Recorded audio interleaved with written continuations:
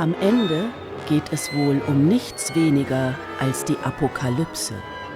You could see it in proposition of Lars von Trier with Melancholia, very aesthetical picture, which gave us a very aesthetical version of the end of the world. Es liegt in der Natur des Menschen, sich ein Bild vom Untergang der Welt zu machen. Christianity introduced it as a subject. Apocalypse became a subject of painting, and at a certain moment it became a subject of music. I mean, we had a lot of visual approaches to the end of the world. But this time, a proposition is an opera as a vision of the end of the world. Der Weltuntergang ist eine ernste Angelegenheit. Zudem entsteht der Eindruck, dass er für alle Beteiligten extrem mühsam wird. I would say, underlying factor of this opera is Ligeti's very, very special use of irony. The score is full of irony. It's also full of humor. For example, the use of car horns, old antique car horns, how they are played, when they are played, and at what tempi they are played, either makes it feel quite robust and ironic, or it can sound just really like a cabaret with everyone leaning on their klaxon and making a lot of noise. So these are very, very delicate aspects that, they need to be rehearsed carefully, and also you need to have a sensitivity to how these effects might be used.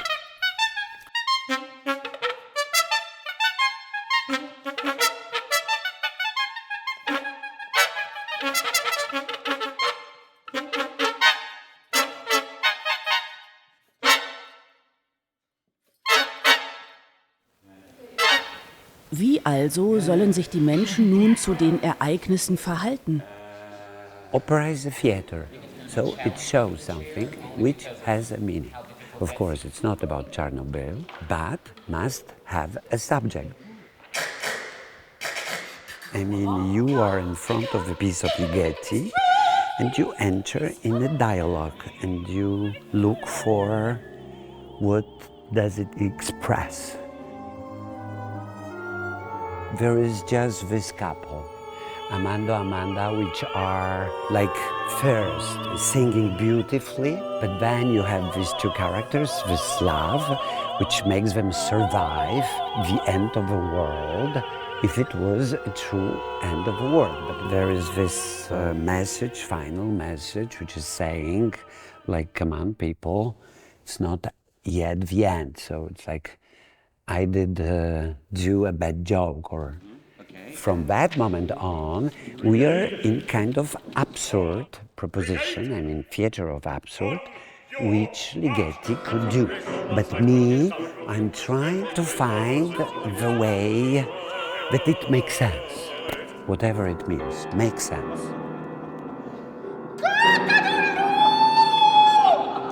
That's the spirit. Ist die Apokalypse vielleicht nur ein Albtraum, der in den Köpfen der Menschen entstanden ist? Oder woher kommt die Angst vor dem Ende? We are like small atom in the history of the world, and it's scary existentially.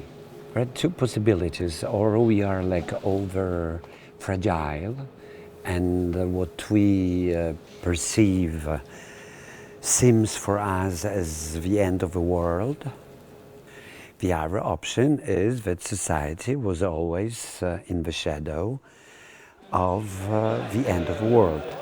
I mean, Christian culture, religion did introduce something very strong for our imagination, was as well a kind of controlling, kind of keeping the society under the fear, right? Es gilt also herauszufinden, was passiert, wenn das Ende, so wie es befürchtet wurde, ausbleibt. The Grand Macabre is anti-opera in a way. And by anti-opera, I don't mean against the art form or the format of opera. I mean operatic convention. It's kind of anti-convention. His interpretation of what an intermezzo is, or what an overture or a prelude is, has nothing to do with what we normally would conceive. Reciting the Grand Macabre as suddenly a way forward, offering different perspectives that, yes, the operatic form still is relevant. It is still a very, very special way of human expression.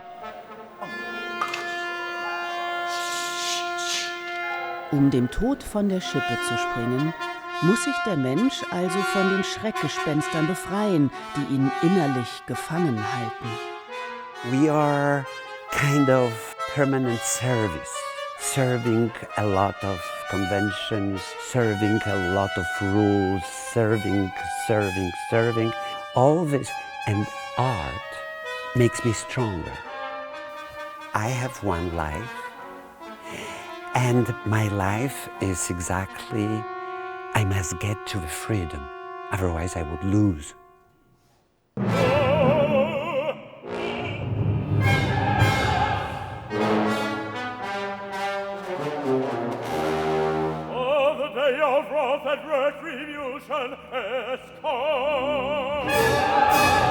Und so geht die Menschheit weiter dem Untergang entgegen, ungewiss, ob es je ein Ende gibt.